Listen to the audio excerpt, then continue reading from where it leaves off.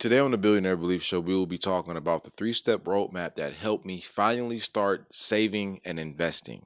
Let's dive on in.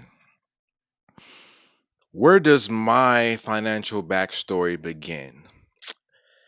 If I want to take it back to the ultimate beginning, then I would have to start with being a little kid traveling to Arkansas from Los Angeles when I was, like I said, probably not even in elementary school.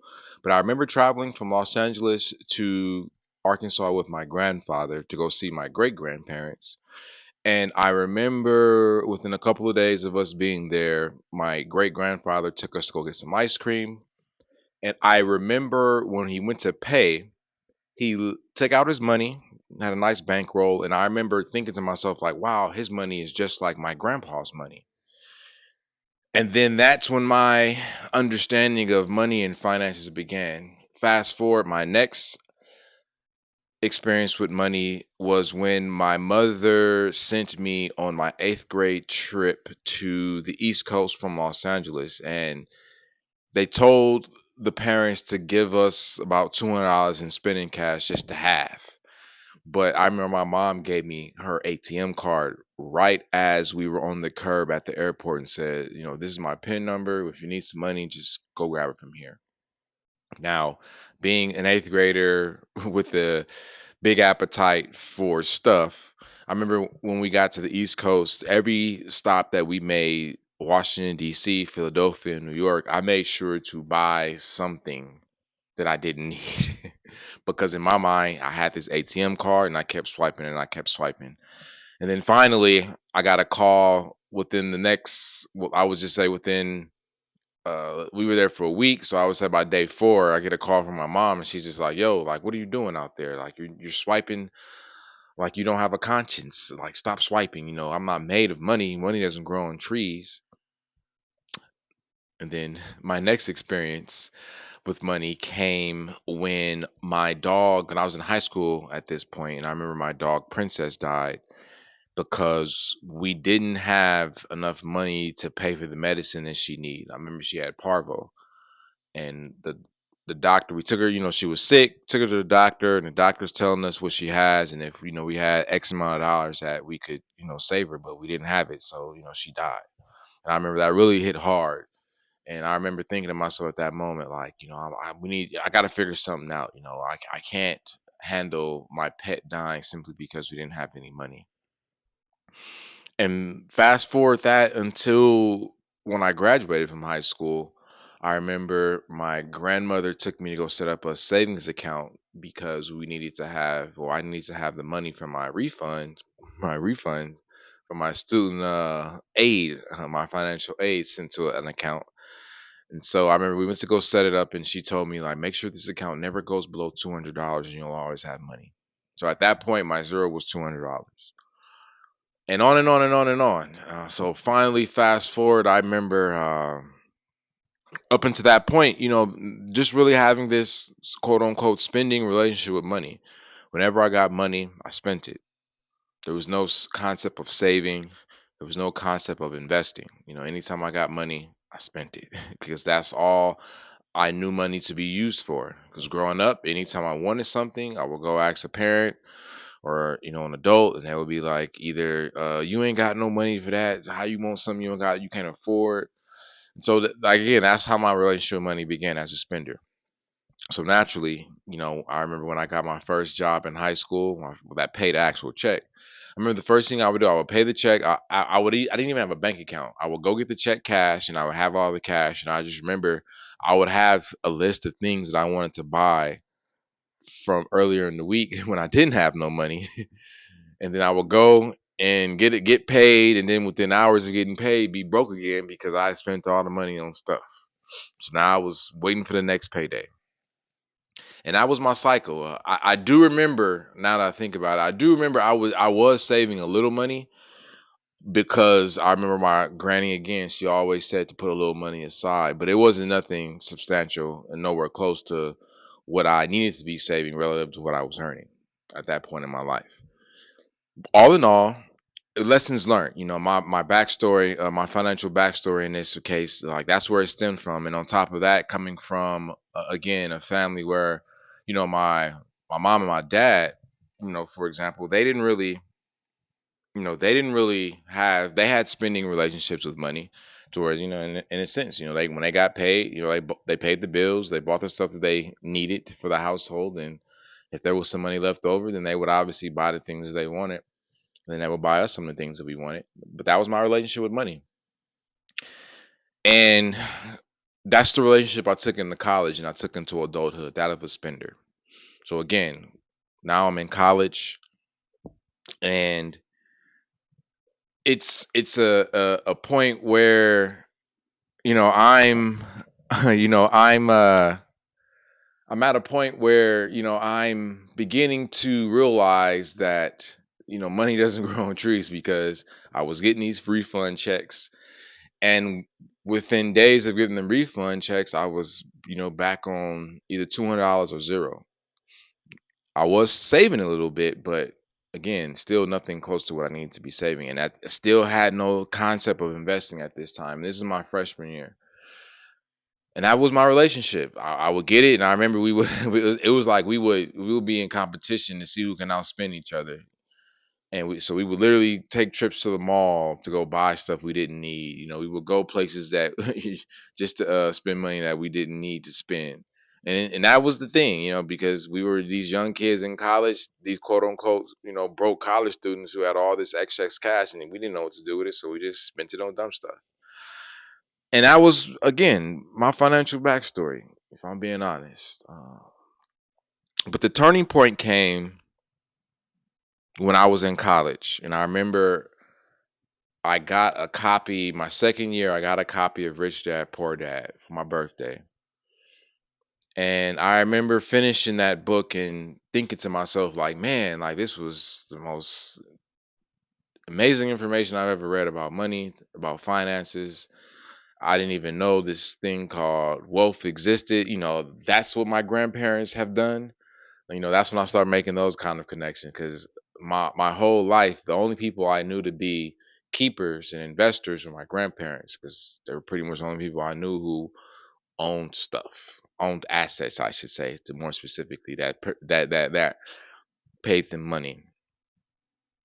And so I remember being, in my dormitory at the time, and just thinking to myself, like, I got to start living like this, because this is what my grandparents did. So again, I had to, the both ultimate point of Rich Dad Poor Dad, I got to build and keep a strong asset column. And then from that point on, that was my goal. That was, at least I thought my goal was. Now, unbeknownst to me, there was more work that needs to be done outside of me just having a desire to want to build this strong asset column. And so, after reading Rich Dad Poor Dad my second year, and then also too, that going into the summer of my after my second year, I remember we took a accounting class at the local junior college, and I remember part of the class was we had to do a stock investing portfolio assignment as like a little project, and that was my first introduction to stocks. And at the time, again, I didn't know the terminology. I didn't understand anything, but I was trying to do it. And I remember also that summer I had bought, because of being in the class and hearing that you need a brokerage account, you need to invest. I remember I set up a Roth IRA account at TD Ameritrade, and I remember having the account, putting money in the account, but not knowing how to use the account in regards to buying shares of stock. I just didn't know how to do it. And for whatever reason, maybe it was embarrassment, maybe it was shame, maybe it was guilt, maybe it was something else, but I didn't even ask anybody how to do it. And I didn't even call TD Ameritrade to find out. I just wasn't asking questions for whatever reason. And so I remember I had the account, and like anything else, I would get money in my savings account, and I had money in this Roth IRA account. But because I didn't know how to use the Roth IRA money, and I didn't have a plan for the money in my savings, like anything else, I began to spend it. I began to spend it. And that was my now relationship with money moving forward into adulthood. So at the time, I understood finances. I understood the concept of investing. I understood the concept of saving. I understood the idea of building wealth. However, I still hadn't done the internal work to change the scripts that I was operating from when it came to money.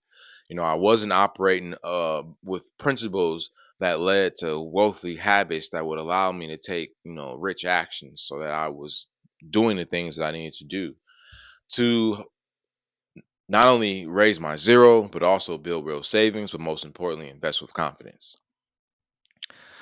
So fast forward, I'm in years into adulthood. I've been living paycheck to paycheck. I'm tired of being broke, but I'm not.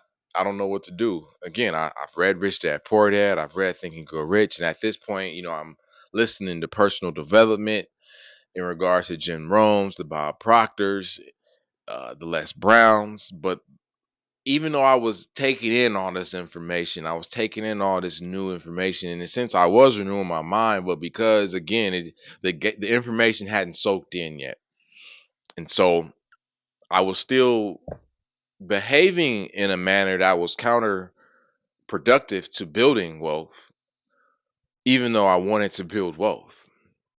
And so I didn't know what I didn't know what I didn't know at the time, and what I didn't know was, again, this thing called paradigms, money scripts, or just scripts, and the power I didn't realize, quote unquote, as some people in some circles will say, the subconscious. I didn't understand, like, my money programming, or how all that played a part into me taking the actions that I was taking when it came to money. And so I remember, again, being in the mix in regards to, like I said, being in financial education communities. I was learning new skills. I was doing all these things, but because I hadn't shifted my paradigms, I hadn't made the mindset shifts. I wasn't operating off new scripts, new principles, and all that kind of stuff yet. Even though I had read about these things, I still wasn't making the moves that I needed to make in order to start building wealth. So even though I was making changes because I wasn't being something different, then I didn't do what I needed to do. So even though, again, I wasn't a keeper, I wasn't being a keeper, I was still being a spender. And that's what it boiled down to. So even though I was changing what I was doing in regards to, I was saving, I was trying to save, I guess you can say, but because I didn't know what to do, I didn't have a plan. I didn't, it wasn't connecting, it wasn't clicking. And so it didn't work out, and I wasn't investing. However, what really was the next turning point was, I remember, again, being an adult, being in a position where I had again had one of those moments of enlightenment where I went through a spell where I built up some savings. And I remember telling myself, I was like, this time is going to be different, so I need to learn how to invest. And so I was just looking up information about learning how to invest, how to start investing. And I remember coming across this page on Instagram that was offering this free seminar on how to start investing. And so I figured, what would it hurt to go? It was in the city, so why not? So I obviously registered for the event. I attended the event, and I remember sitting in that event. It was about like 10 to 15 of us, very real small, intimate class. But I remember the guy, Walton the Streets, was his handle. But I remember he was sharing, and then he was breaking down, like, actually how to invest in regards to, using your brokerage account to identify stocks that you want to buy, and then how to actually buy those stocks.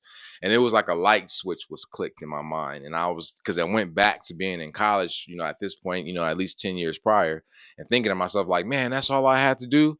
So you mean to tell me I missed out on hundreds of $1,000s in compound interest simply because I didn't understand how to use a brokerage account?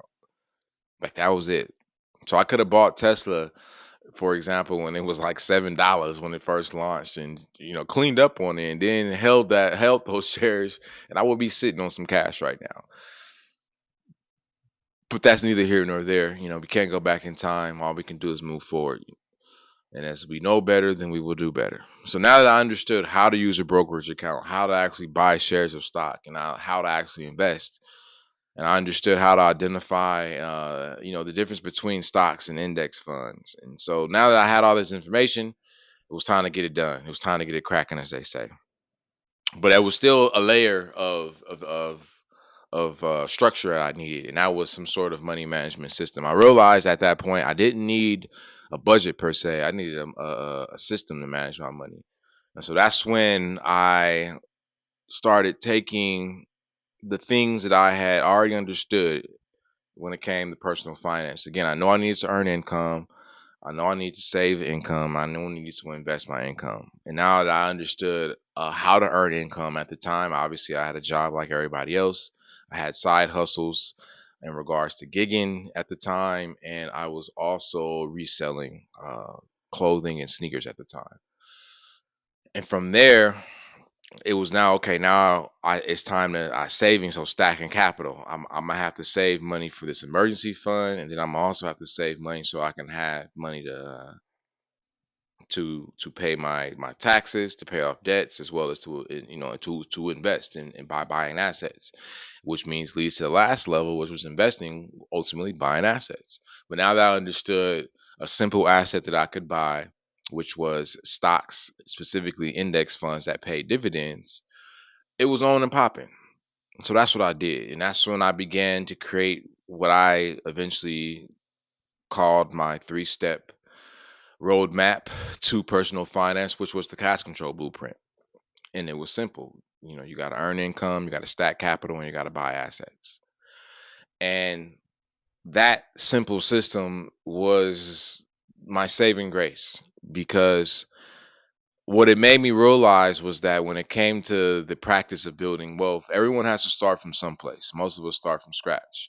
Most of us start from a place of having debt, and we have to pull ourselves out of that so that we can move forward, and that's where I began.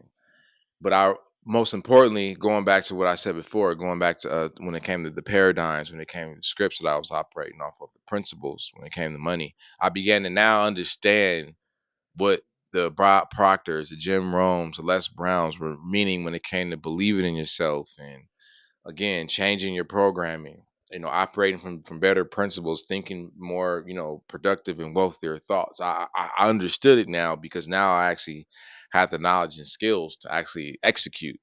And so that's what I began doing. I started thinking more positive thoughts. About when it came to earning, stacking, and buying assets. I understood it now, because now I had a way of exercising those thoughts by, and specifically investing in index funds that paid a dividend. And so what I began to start doing is getting better results. So granted, I wasn't a cash money millionaire yet. I wasn't sitting on 100,000 cash yet. No, I wasn't earning $1 million a month yet.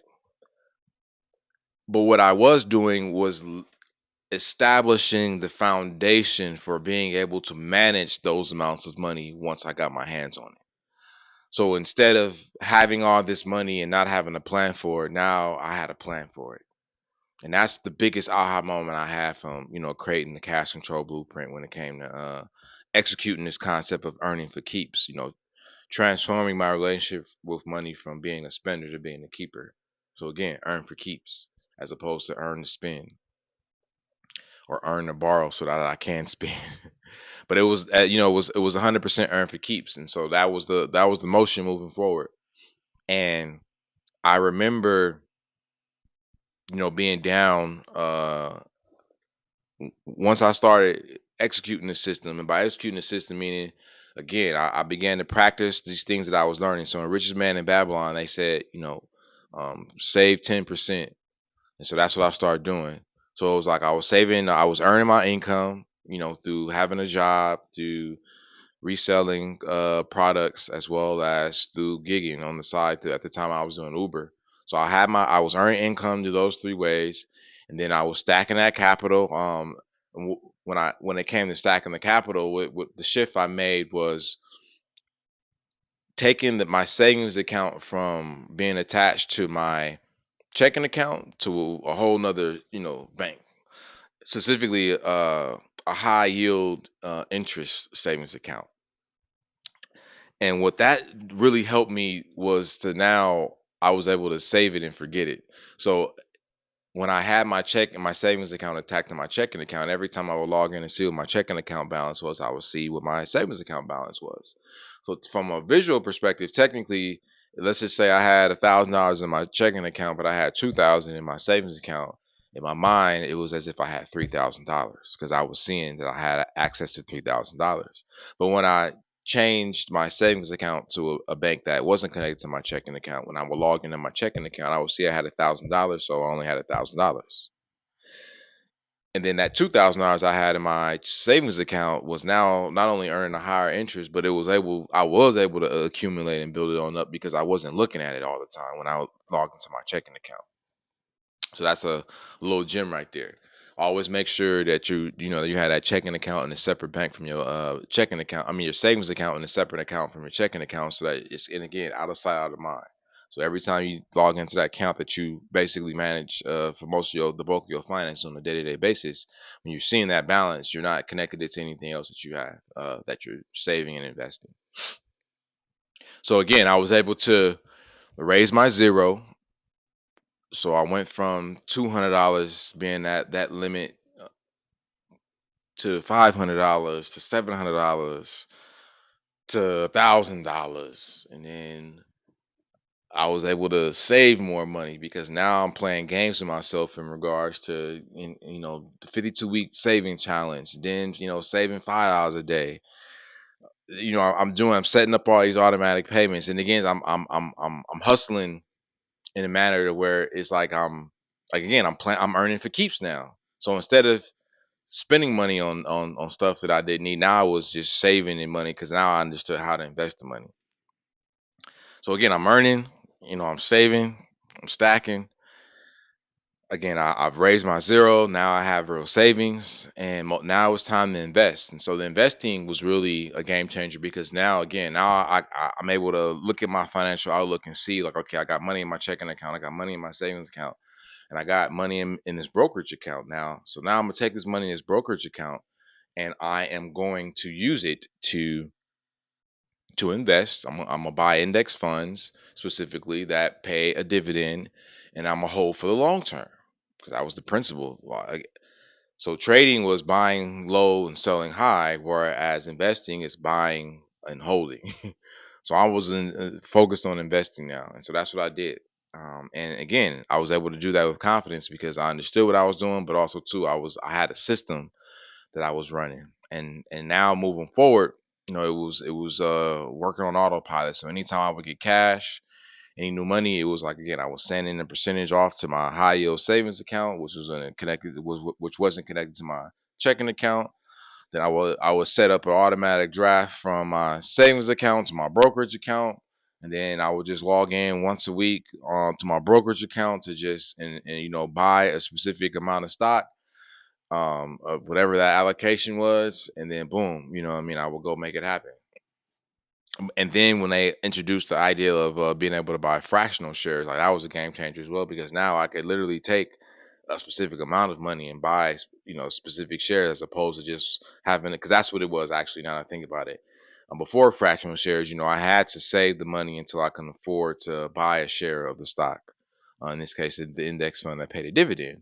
But once they introduced fractional shares, and you can now buy shares based upon dollars amounts of money, game changer because now I could just take a specific amount of money, whatever that amount was, and buy that amount worth of that specific index fund, and then boom, I'll be good to go. So, if this sounds like where you were at, or if you were where I was, then this course, Earn for Keeps, is definitely a shortcut I wish I had. So now you have it, and go take advantage of it so that you can, again, be able to have a system that's going to allow you to raise your zero. It's going to allow you to build real savings. And most importantly, it's going to allow you to invest with confidence. So, when it comes to some common myths that I had to overcome when I was going through this journey, one of the biggest ones was this idea that you had to you know uh, have, in a sense, like be this PhD, have a PhD in finance or be rich to invest. That was really one of the biggest myths I had to overcome myself, and I know a lot of people deal with. A lot of people, including myself at the time, I thought that you had to have come from money. You had to be smart with money. You had to go to this prestigious university like a Harvard or Princeton, and you had to, it was just like these high level things for whatever reason. That at least that was a story I told myself. But the reality was, you didn't have to be that. You didn't have to do that. You just had to learn the terminologies for when it came to earning, saving, and investing. Then you had to, again, develop the skill of knowing how to use the tools to invest, and then you can take the action of investing. That's why, like now, it's all gas, no brakes. So you can do this too, and you can start small. So even if you have $1, start with $1.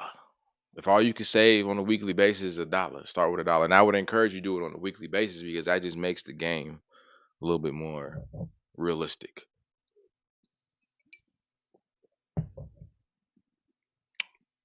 A lot of time, 30 days is a long time. 7 days, not so much when it comes to, saving and investing, especially based upon how you get paid. So that's a model you can start off with, I should say, or a place to start, or just be based, just do it based upon how you get paid. So me personally, I get paid on a weekly basis, so I do it on a weekly basis. If you get paid every 2 weeks, you can do it on every 2 week basis. If you get paid once a month, then just do it on a monthly basis. But whatever you do, make sure you do something, and most importantly, make sure you implement a system. So that's what Earn for Keeps is. It's a system. It's a three-step financial roadmap that's going to make sure you have the knowledge and skills to be able to raise your zero consistently, build real savings, and most importantly, invest with confidence by buying assets that produce income. All right. So on that note, I hope that you got some immense value from this episode of the Billionaire Belief Show. As always, if you're tired of being broke, now's the time to do something about it. And Earn for Keeps is the perfect shortcut for you to make that happen. So if you are tired of being broke, you're tired of living paycheck to paycheck, and you want to raise your zero, you want to build real savings, and most importantly, you want to be able to invest with confidence, then Earn for Keeps is your roadmap to success. All right. So again, this isn't financial advice, this is financial education. On that note, it's been a pleasure. If you have any questions, feel free to use the comment section below. Feel free to DM me or go to my website, dancarly.com or billionairebelief.com, billionairebelief.net, and you'll make it happen. On that note, peace.